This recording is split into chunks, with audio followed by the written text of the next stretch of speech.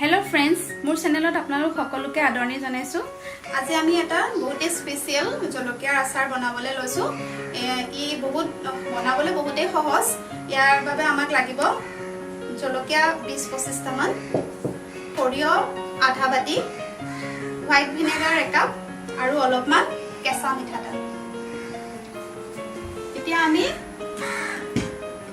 কেঁচা জলকীয়াখিনি আৰু সৰিয়হ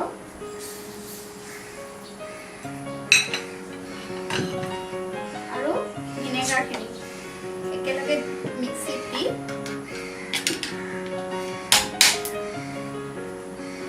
এটা পেষ্ট বনাই লম।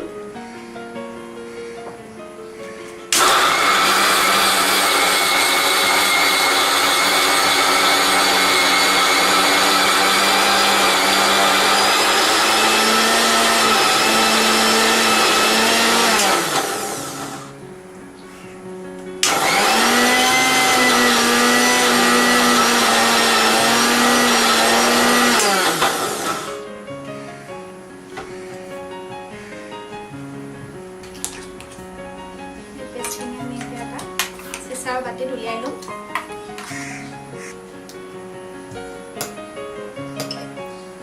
এতিয়া আমি অলপমান কেঁচা মিঠাতেল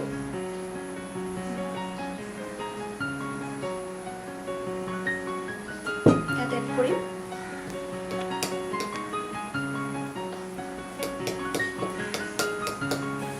এতিয়া আমি অলপমান ইয়াত নিমখ